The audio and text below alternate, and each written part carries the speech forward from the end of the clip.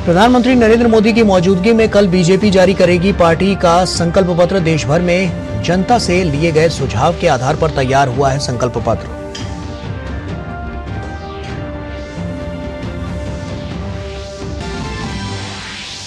लोकसभा चुनाव के लिए आरजेडी ने जारी किया घोषणा पत्र। 1 करोड़ युवाओं को नौकरी, बिहार को विशेष राज्य का दर्जा दिलाने समेत किए तमाम वादे। एनडीए ने आरजेडी के परिवर्तन पत्र पर निशाना साधते हुए बताया हवा हवाई।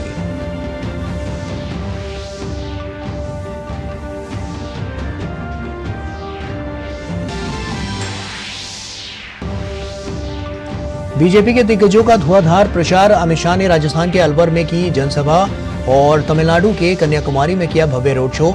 जेपी नड्डा ने नागालैंड में तो राजनाथ सिंह ने छत्तीसगढ़ और अनुराग ठाकुर ने मध्य प्रदेश में हुंकार भरी।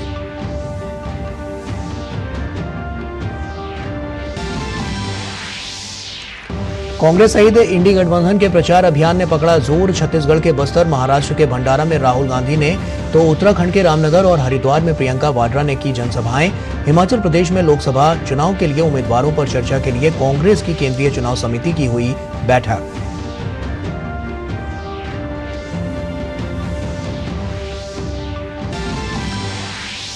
दस दिन की एनआईए हिरासत में भेजे गए रामेश्वरम कैफे ब्लास्ट के दोनों मुख्य आरोपी। बेंगलुरु की विशेष एनआईए अदालत ने हिरासत में भेजने का दिया आदेश। एनआईए को सीसीटीवी से मिले कई नए सबूत।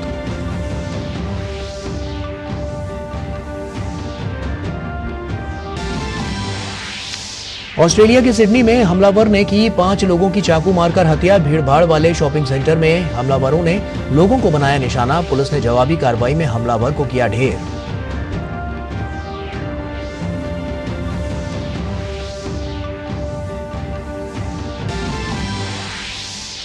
अर्थव्यवस्था के मोर्चे पर लगातार अच्छी खबरें। $2.9 बिलियन की वृद्धि के साथ अब तक के सर्वाधिक स्तर पर पहुंचा विदेशी मुद्रा भंडार। फरवरी में इंडस्ट्रियल प्रोडक्शन 4 महीने के उच्चतम स्तर पर, 10 महीने के निचले स्तर पर पहुंची खुदरा महंगाई।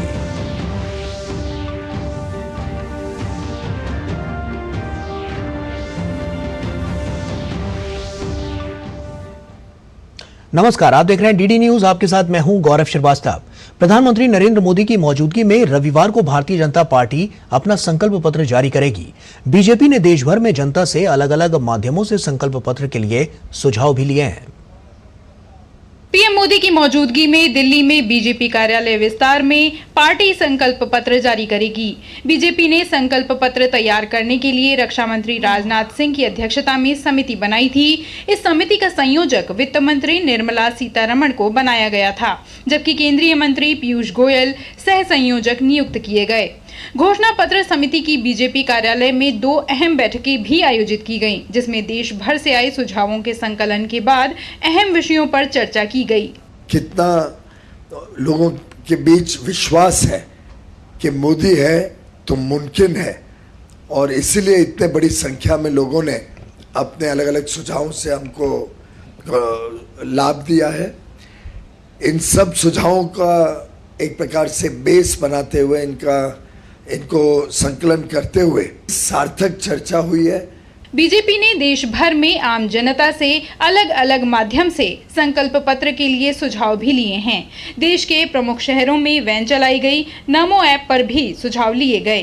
पीएम मोदी ने 2047 तक विकसित भारत का लक्ष्य सबके सामने रखा है। बीजेपी कई अहम मौकों पर ये बात कहती रही है कि बीते 10 सालों में जो देश में विकास हुआ है वो आगे की एक झांकी है। पीएम मोदी तीसरे कार्यकाल में और भी बड़े फैसले लेने का जिक्र करते रहे हैं। ऐसे में बीजेपी का संकल्प पत्र पार्टी के फिर से सत्ता में आने पर किन किन मुद्दों पर फोकस करने वाला रहने वाला है, उसकी तस्वीर सामने रखेगा। शैलेंद्र मिश्र के साथ bureau report, DD news.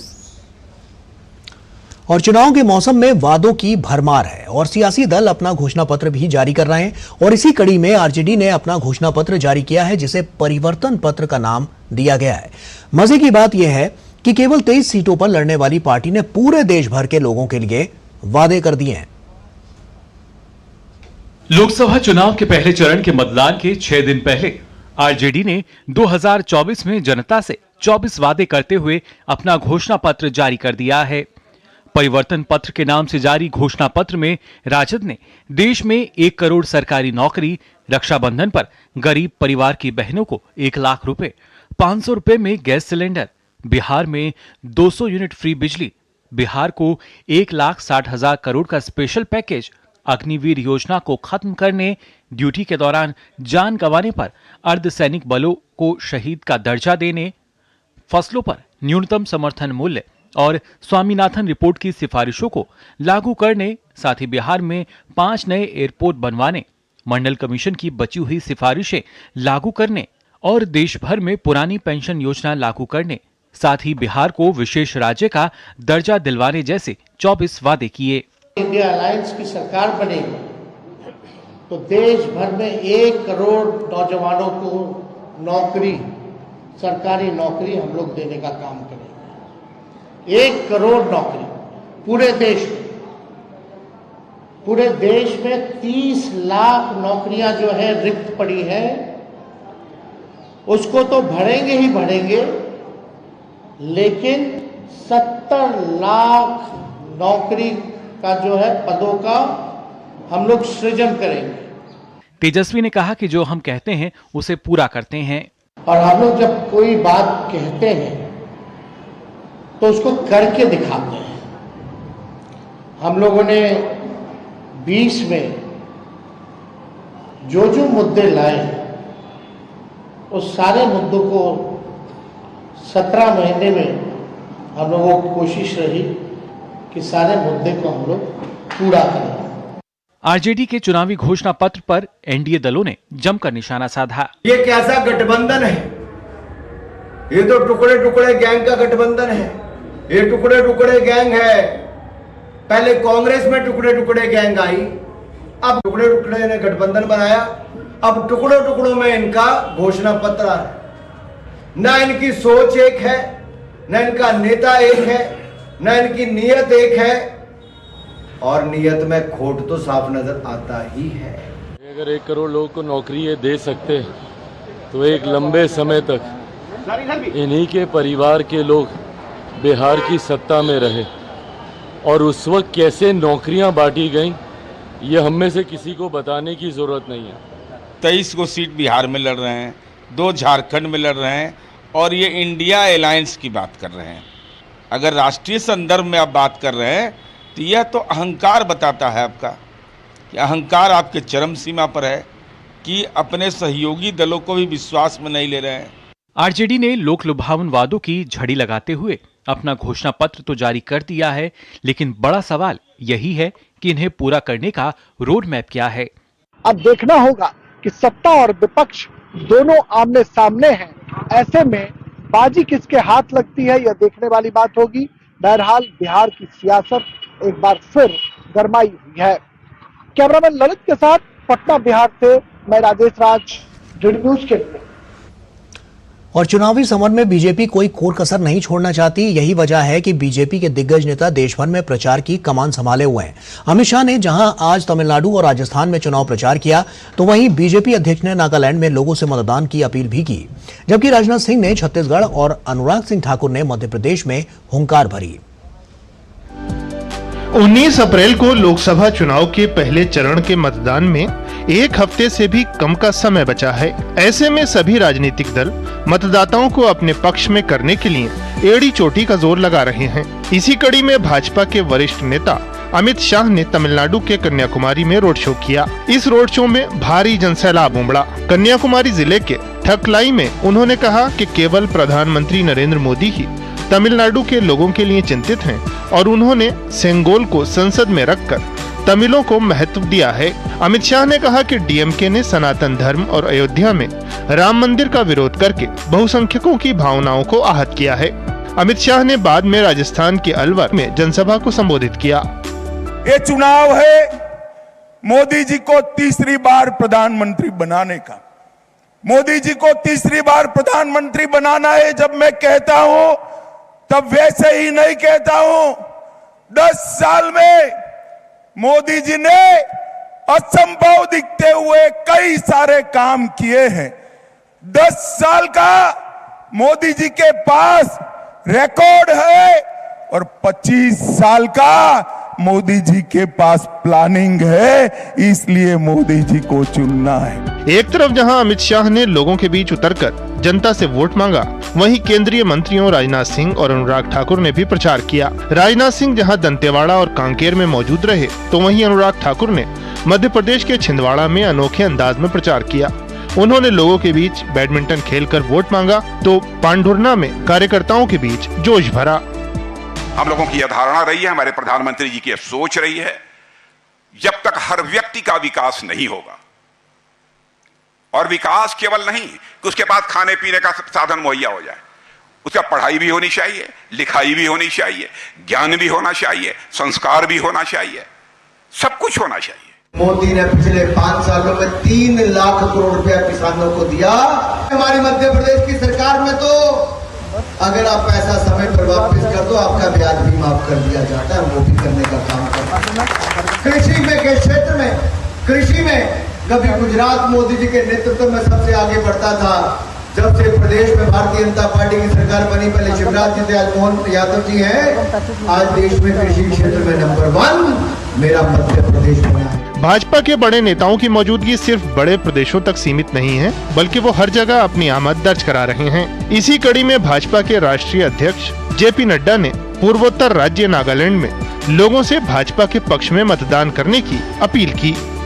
Congress had a policy of vote पाओ और भूल जाओ, get the votes and forget them, forgive them and forget them, भूल जाओ, कोई याद रखने की जरूरत नहीं। इस तरीके की लंबी समय तक पॉलिसी चलाई, और यही वजह है कि आज हमारे कांग्रेस के प्रत्याशी चुनाव तो लड़ रहे हैं, और चुनाव तो लोकसभा का लड़ रहे हैं, लेकिन विधानसभा में एक भी सीट हाथ में नहीं है, not even a single seat. Bhajpa के स्टार प्रचारकों में राज्यों के मुख्यमंत्री भी शामिल हैं। उत्तर प्रदेश के मुख्यमंत्री योगी आदित्यनाथ ने मुरादाबाद और उत्तराखंड के हल्द्वानी में जनसभा को संबोधित किया। वहीं बागेश्वर में पुष्कर सिंह धामी ने राज्य में समान नागरिक संहिता लागू किए जाने को सरकार की उपलब्धि बताया। देश के विभाजन की त्रासदी हो, आतंकवाद की समस्या हो, नक्सलवाद की समस्या हो, जातिवाद की समस्या हो, भ्रष्टाचार की समस्या हो, अलगाववाद की समस्या हो, ये सभी समस्याएं कांग्रेस की देन है, और कांग्रेस ने इतनी समस्याएं दे दी कि उसके समाधान के लिए देश को मोदी जी जैसा यशस्वी नेतृत्व मिला, और 10 वर्ष में हम सब ने बदलते हुए भारत को देखा है।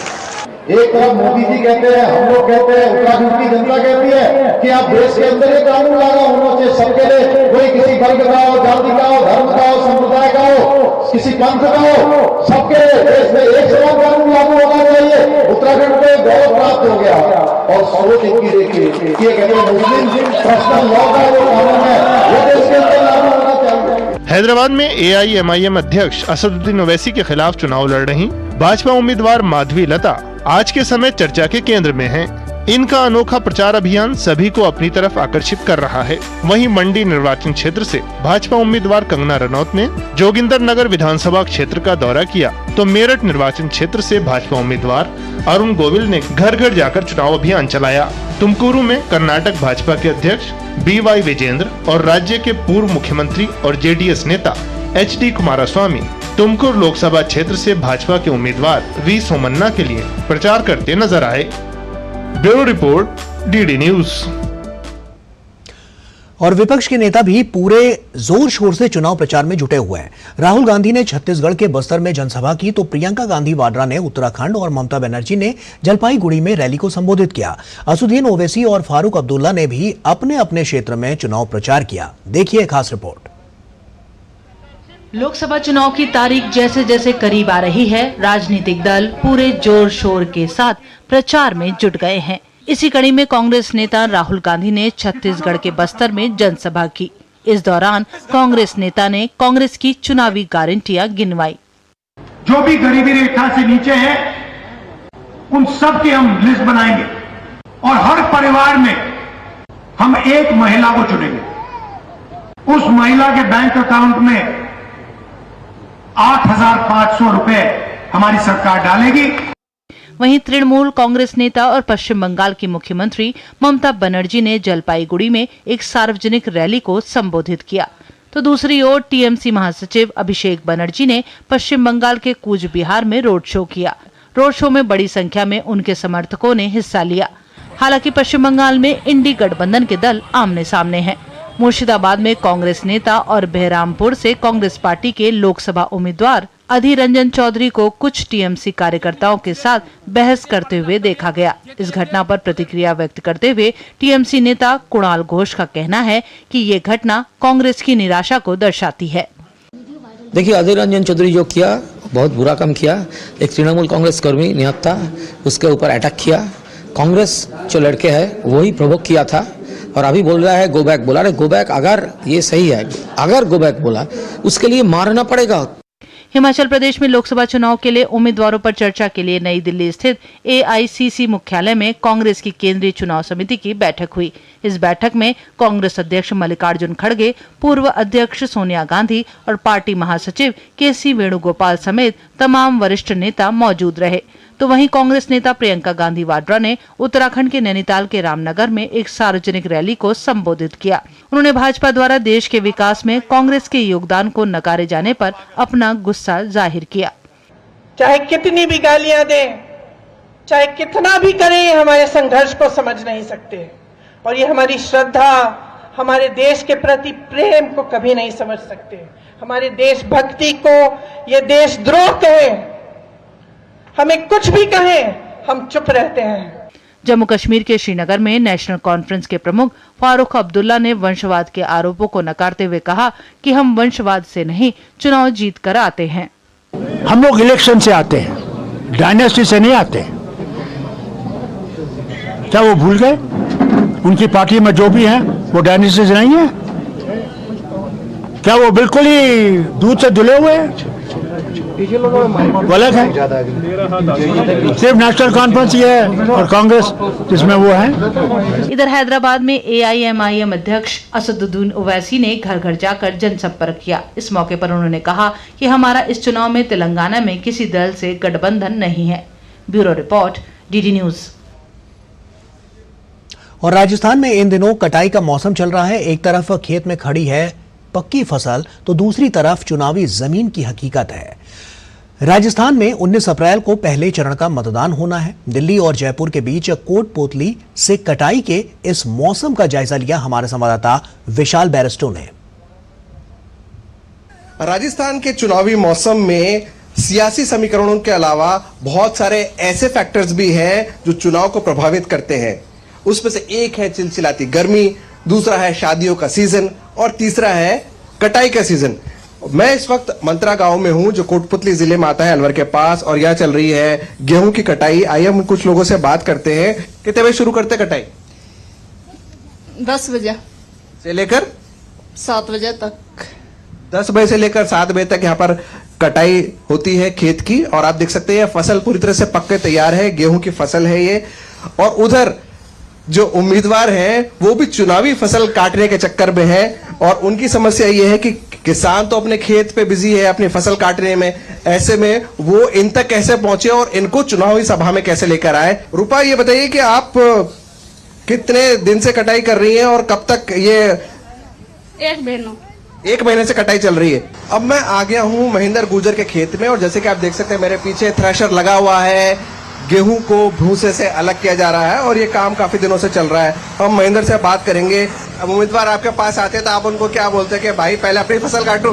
अभी तो ये उम्मीदवारों को ऐसे बोल रहे हैं कि अभी तो खेती में लग रहे हैं, आप यहाँ आ सकते हो, यहाँ के लिए तो कोई मना नहीं है। फिर भी आते हैं मिलने यहाँ पे। लेकिन ठीक है, चुनाव मुद्दा ये है कि 19 तारीख को आपको चुनाव तक तो फ्री हो ही जाएंगे खेती बाड़ी से। ये है मतलब मतदान तो करेंगे आप? हाँ, मतदान तो करेंगे ना।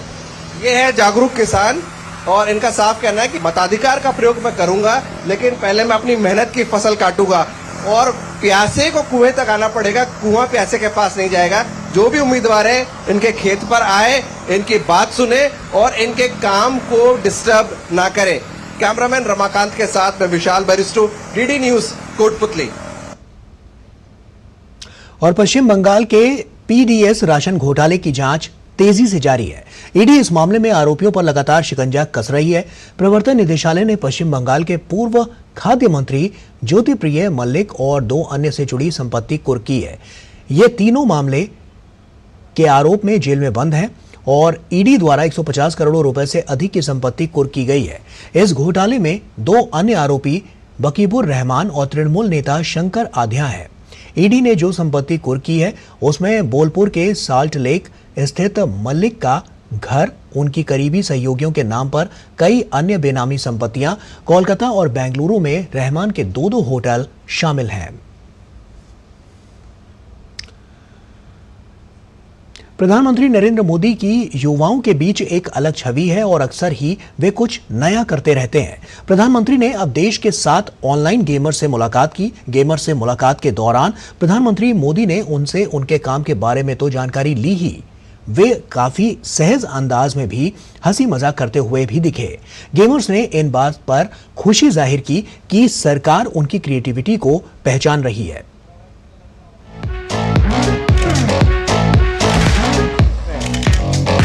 लाइक हार्ट बीट स्टॉप हो जाने वाला मोमेंट था वो। स्वागत है आप सबका। प्रधानमंत्री नरेंद्र मोदी ने गेमिंग इंडस्ट्री में अपने नाम का डंका बजा चुके 7 क्रिएटर्स से मुलाकात की और उनसे गेमिंग से जुड़े कई मुद्दों पर बातचीत की। इन 7 गेमर्स में नमन माथुर, अनिमेश अग्रवाल, मिथिलेश पणकर, पायल धरे, अंशु बिष्ट, तीर्थ मेहता और गणेश गंगाधर शामिल हैं। इन सभी गेमर्स के सोशल मीडिया पर लाखों फॉलोअर्स हैं। पीएम ने इन गेमर्स के साथ कई दिलचस्प गेम भी खेले और उनसे इन खेल की बारीकियों को समझने की कोशिश की। पीएम मोदी ने वर्चुअल गेमर्स के साथ बातचीत के दौरान जलवायु परिवर्तन और स्वच्छ भारत जैसे मुद्दों को लेकर युवाओं में जागरूकता बढ़ाने के लिए गेम डेवलपमेंट पर भी चर्चा की। दुनिया आज एक बहुत बड़ी चर्चा करती है ग्लोबल वार्मिंग की, क्लाइमेट के इश्यूज हैं। दुनिया में अलग अलग तरीके अपनाए हैं। मैंने दुनिया के सामने अलग विषय रखा है। मैंने कहा है मिशन लाइफ, और लाइफ शब्द से मेरा मतलब है लाइफस्टाइल फॉर एनवायरमेंट। अगर मान लीजिए मैं एक ऐसी गेम बनाऊं जो क्लाइमेट की चैलेंज को कैसे हम मिट करेंगे, कौन से रास्ते होंगे, किस किस रास्ते से जाएंगे, किस रास्ते से ज्यादा सफलता मिलेगी, सरलता मिलेगी। जैसे मानो स्वच्छता के विषय को लेकर के ही गेम बने और हर बच्चा खेले। भारत के जो वैल्यूज हैं वो नई पीढ़ी उसको जीना सीखे, उसका महत्व समझे और उसको बैकग्राउंड इंफॉर्मेशन मिले। प्रधानमंत्री ने गेमर से गेमिंग इंडस्ट्री में महिलाओं की भागीदारी और गेमिंग से संबंधित मुद्दों पर चर्चा की। उन्होंने गेमिंग इंडस्ट्री में नए डेवलपमेंट पर भी चर्चा की। इसके अलावा पीएम ने स्किल बेस्ड गेम्स और तेजी से इनकम कराने वाले गेम्स को चुनने के बीच की परेशानी के बारे में भी पूछा। वहीं वीडियो गेम की लत के बारे में भी बातचीत हुई। गेमर्स के साथ संवाद के दौरान प्रधानमंत्री नरेंद्र मोदी ने कहा कि उनकी कोशिश है कि 2047 तक मध्यवर्गीय परिवार के जीवन से सरकार बिल्कुल बाहर निकल जाए। मेरी तो कोशिश है कि देश की स्थिति इतनी आगे ले जाए हम कि 2047 तक खास करके मध्यम वर्गीय परिवारों की जिंदगी से सरकार बिल्कुल बाहर निकल जाए। वरना ये कागज लाओ, वो कागज लाओ, ये दो, यहाँ क्यों गया, वहां क्यों गया, उसी में ही जिंदगी फंसी हुई है। सरकार की जरूरत गरीब को होती है, उसको मुसीबत के समय सरकार मिलनी चाहिए। प्रधानमंत्री नरेंद्र मोदी से मुलाकात के बाद गेमर्स ने पीएम मोदी के साथ अपनी तस्वीरें भी खिंचवाईं और ऑटोग्राफ भी लिए और बाद में इन्हें अपने इंस्टाग्राम पर शेयर किया। गेमर्स ने प्रधानमंत्री से अपनी मुलाकात के अनुभव को भी साझा किया।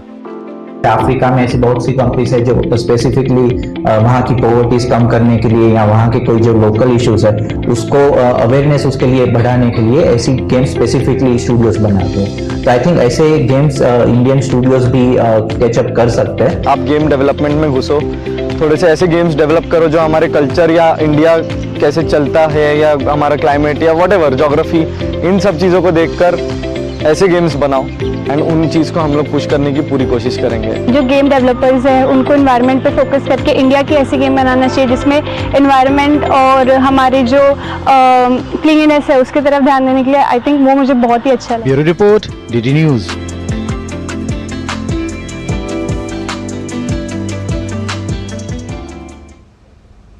और आइए अब बात करते हैं अर्थव्यवस्था को लेकर। अर्थव्यवस्था के मोर्चे पर लगातार अच्छी खबरें मिल रही हैं। देश का विदेशी मुद्रा भंडार 2.9 बिलियन डॉलर की वृद्धि के साथ अब तक के सर्वाधिक स्तर पर पहुंच गया है। इतना ही नहीं, फरवरी महीने में इंडस्ट्रियल प्रोडक्शन 4 महीने के उच्चतम स्तर पर रहा, जबकि खुदरा महंगाई 10 महीने के न्यूनतम स्तर पर पहुंच गई है। देश की अर्थव्यवस्था का शानदार प्रदर्शन लगातार देखने को मिल रहा है। लगातार नीचे जाती खुदरा महंगाई, तेजी से बढ़ते औद्योगिक उत्पादन और रिकॉर्ड स्तर को छू रहे विदेशी मुद्रा भंडार के आंकड़े अर्थव्यवस्था की शानदार तस्वीर पेश कर रहे हैं। खुदरा महंगाई दर में आई कमी की बात करें तो ये 10 महीने के निचले स्तर 4.85% पर आ गई है। मार्च में भारत की खुदरा मुद्रास्फीति की बात करें तो ये फरवरी के 5.09% की तुलना में तेजी से नीचे आई। खाने पीने की चीजें सस्ती होने से खुदरा महंगाई दर में ये गिरावट देखी गई है। अभी खुदरा महंगाई दर में और राहत मिलने की उम्मीद जताई जा रही है। भारतीय रिजर्व बैंक ने इस साल सामान्य मानसून की उम्मीद जताते हुए चालू वित्त वर्ष के लिए खुदरा मुद्रास्फीति 4.5% रहने का अनुमान लगाया है। एक तरफ खुदरा महंगाई दर नीचे गई है तो देश का औद्योगिक उत्पादन नई ऊंचाइयों पर पहुंच रहा है। ताजा आंकड़ों के अनुसार औद्योगिक उत्पादन फरवरी में सालाना आधार पर 5.7% बढ़ा। ये 4 महीनों का सर्वाधिक स्तर है। खनन क्षेत्र के अच्छे प्रदर्शन ने इस बढ़त में अहम भूमिका निभाई है। एक साल पहले इसी महीने में ये 4.8% बढ़ा था। अर्थव्यवस्था का दमखम दिखाने में विदेशी मुद्रा भंडार भी पीछे नहीं है। 5 अप्रैल को समाप्त सप्ताह में विदेशी मुद्रा भंडार अब तक के सर्वाधिक स्तर पर जा पहुंचा है। 2.98 अरब डॉलर से अधिक के इजाफे के साथ विदेशी मुद्रा भंडार 648.56 अरब डॉलर के नए सर्वकालिक स्तर पर पहुंच चुका है। भारतीय विदेशी मुद्रा भंडार अब हर बार नए स्तर को छू रहा है। पहले कारोबारी सप्ताह में ये 2.95 अरब डॉलर से बढ़कर 645.58 अरब डॉलर हो गया था। वो उस समय का सबसे ऊंचा स्तर था। पिछले दिनों मौद्रिक नीति की समीक्षा के दौरान भारतीय रिजर्व बैंक ने भी अर्थव्यवस्था को लेकर अच्छी तस्वीर सामने रखी थी। कई अंतर्राष्ट्रीय संस्थान भी बार बार कह रहे हैं कि इस वित्तीय वर्ष में भारतीय अर्थव्यवस्था की नई रफ्तार देखने को मिलेगी। Bureau report, DD news. Australia के सिडनी के एक बिजी मॉल में चाकूबाजी की घटना सामने आई है। सिडनी पुलिस ने बताया है कि सिडनी के एक शॉपिंग सेंटर में कई लोगों को चाकू मार दिया गया। दिल दहला देने वाली ये घटना वेस्टफील्ड बॉन्डी जंक्शन मॉल परिसर में घटी। घटना के समय मॉल शॉपिंग करने वालों से खचाखच भरा हुआ था। इस हमले में अब तक 5 लोगों के मारे जाने की सूचना है। कई लोग घायल भी हुए हैं। हताहतों की संख्या भी बढ़ सकती है। पुलिस ने कहा है कि हमलावर को मार गिराया गया है। घटना के बाद मॉल को बंद कर दिया गया और लोगों से इस जगह से दूर रहने की अपील की गई है। ऑस्ट्रेलियाई प्रधानमंत्री एंथनी अल्बनीज ने सोशल मीडिया साइट एक्स पर अपने संदेश में कहा कि बॉन्डी जंक्शन पर हुई घटनाओं के बारे में जानकारी मिली। कई लोगों के हताहत होने की खबर है। घायलों के प्रति हमारी संवेदनाएं हैं।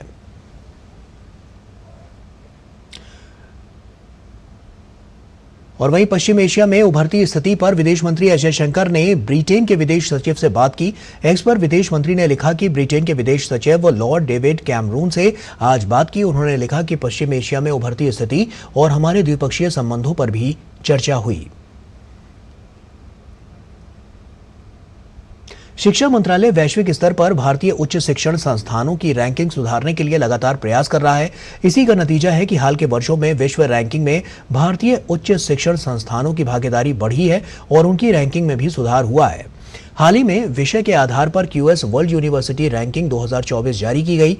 भारतीय विश्वविद्यालयों ने इस रैंकिंग में अपनी दमदार उपस्थिति दर्ज कराई है। इस साल की रैंकिंग में रिकॉर्ड 69 भारतीय विश्वविद्यालयों ने कुल 454 प्रविष्टियों के साथ रैंकिंग में स्थान हासिल किया, जो पिछले वर्ष की 355 प्रविष्टियों की तुलना में 19.4% अधिक है। रैंकिंग प्राप्त करने वाले संस्थानों की संख्या के मामले में भारत एशिया में दूसरे नंबर पर है। राष्ट्रीय प्रत्यायन बोर्ड यानी एनबीए ने आज नई दिल्ली में क्यूएस रैंकिंग में स्थान हासिल करने वाले शिक्षण संस्थानों के साथ एक राउंड टेबल का आयोजन किया, जिसमें उच्च शिक्षा सचिव के संजय मूर्ति और एनबीए के चेयरमैन अनिल सहस्त्रबुद्धे भी शामिल हुए। This is an opportunity for all of us to discuss how they have been able to do it, share best practices to ensure that more and more universities can adopt these best practices to improve their own positions. This has been facilitated by NBA to bring forward all these universities today. और इसी के साथ फिलहाल इतना ही। हमारी पूरी team को दीजिए इजाजत। आप बने रहिए डीडी न्यूज के साथ। नमस्कार।